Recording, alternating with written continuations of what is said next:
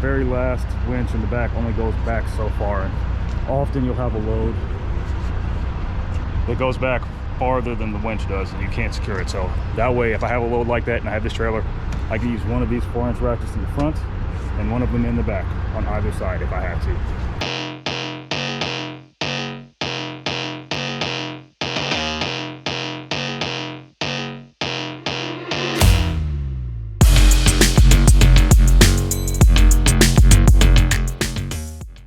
Hey, what's up guys? Got another load. It's the end of the week actually though. Picking up here in Gilead, North Carolina. Hopefully I'm pronouncing that correctly. But it's an easy load, it's a load of lumber.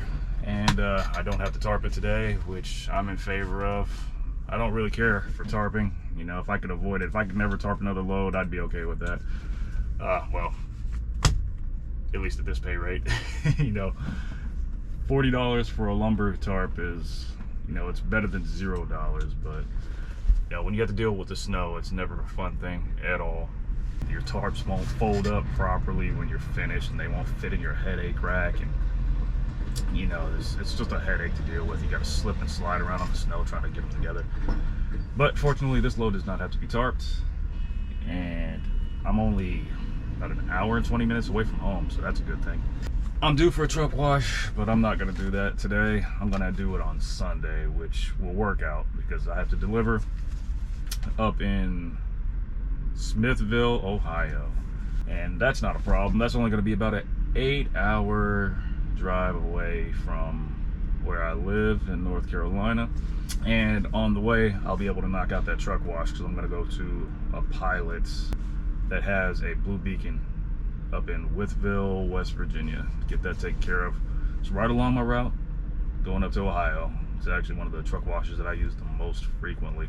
I'm going to try to get some footage of this load being put on the trailer here once they come back. But it's not going to take me very long to deal with this. These lumber loads are always really easy to deal with. Just throw my X straps across the front and then throw my 4-inch straps where they need to be, and I will be right out of here. But I will be right out of here after that.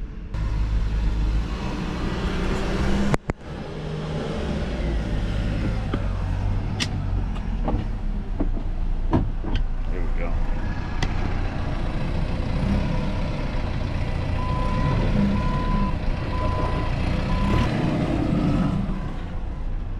Got a little bit of that. Let's see if we can get some more when he comes back.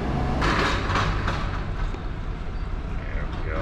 I'm probably like the second to last guy that's going to get loaded here today.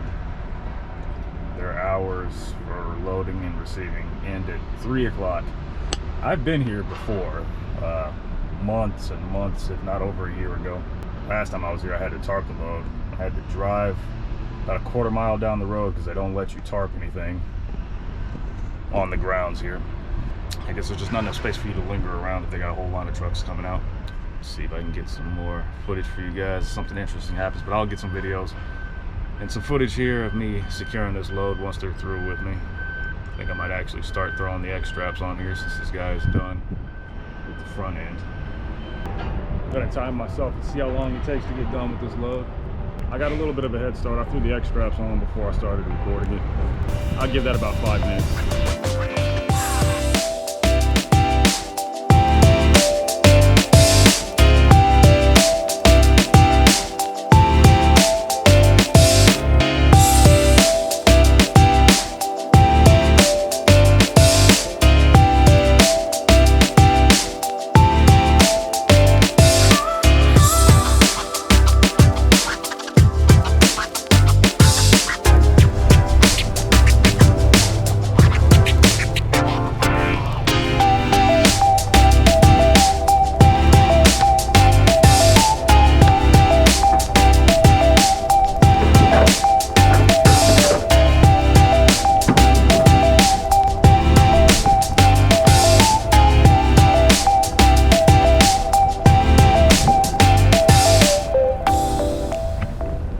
Saying earlier, it's 66 degrees out here today.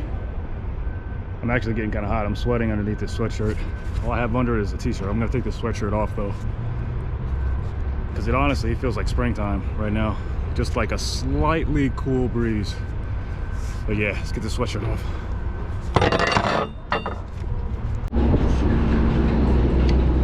All right, we're just about done securing the load. We're at the front of the trailer. Last strap, but let me show you guys something. I have a Benson trailer. Anybody who drives for TMC and probably some other companies that use these knows that your winches on these trailers only go up so far. Here's where my very first front 4-inch strap is, and this is as far as this winch will go. Now on the driver's side, there's a winch on the other end of the trailer that is fixed in position. It doesn't move, it's under the trailer, and it's like right about here on the other side of the trailer, but it'll be here. But that doesn't do me any good over here. So what you have to do, or what I do, I got myself one of these, a couple of them actually. It's a 4-inch ratchet, so that you can put this wherever in the front or in the back, because it's the same issue in the very rear of the trailer. The very last winch in the back only goes back so far, and often you'll have a load that goes back farther than the winch does, and you can't secure it. So that way, if I have a load like that and I have this trailer, I can use one of these 4-inch ratchets in the front and one of them in the back on either side if I have to. So I'm gonna go ahead and put that on here. Let you guys check that out. These 4-inch ratchets are very handy tool to have. I remember when I was out with my trainer when I first started, he had 2 of them, and I got the idea from him. And I was like, I definitely want to have those tools on my side, anything that's gonna make the job easier, because I suppose if you didn't have this, you'd have to either just put more straps in the back, which I don't think is a good idea, you know, more straps behind where they need to be, or you'd have to use two separate 2-inch straps to try to accommodate for that. But this is just much easier, and they're not really that expensive. I got 2 of them for about $45 each. Highly recommend them.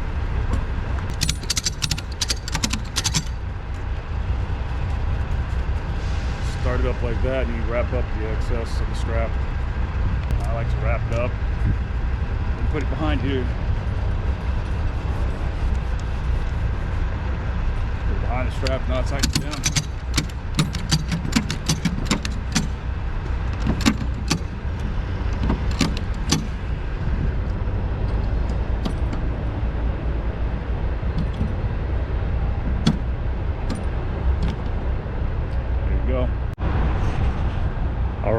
Done securing. That took about 30 minutes. I went a little bit slower than I normally do, but all in all, from the X straps to the very last strap that I put on there with that 4-inch ratchet, it took me about 30 minutes roughly. Very quick for a load like this. These lumber loads are really easy. So you got your X straps up front here. I like to put a couple of plastic edge protectors up there just so they hold. You don't have to worry about my straps slipping in between little wood bundles, because these are all individual pieces here. And another thing I like to do when I tie off the excess of the strap here, I fold it under itself, but I also take a bungee to pull it back and make sure that it's taut. That way you don't have to really worry about this coming loose and going down there. I can already tell you, you already know how big of a problem that would be. If you have your excess strap coming down, getting caught up in your tires, I mean, that could cause a significant problem, to say the least. So that can get another crack. Yeah, that'll work the shoulders out for sure. Try to get this, hold that.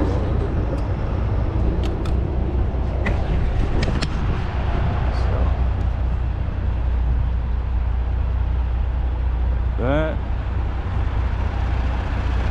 looks good to me. And then what I like to do on all of my straps to make sure I test them for tightness, I go across all of them. I'll go down the length of the trailer, hit them. That sound right there, I like that. Sounds like music. That's how you want them to sound. That's how you know that they're nice and tight. All right, we're done. It's Friday. I'm only an hour, 20 minutes away from home. I'm ready to go. I'm gonna grab my BOLs and I'm gonna get up out of here. Catch you guys later.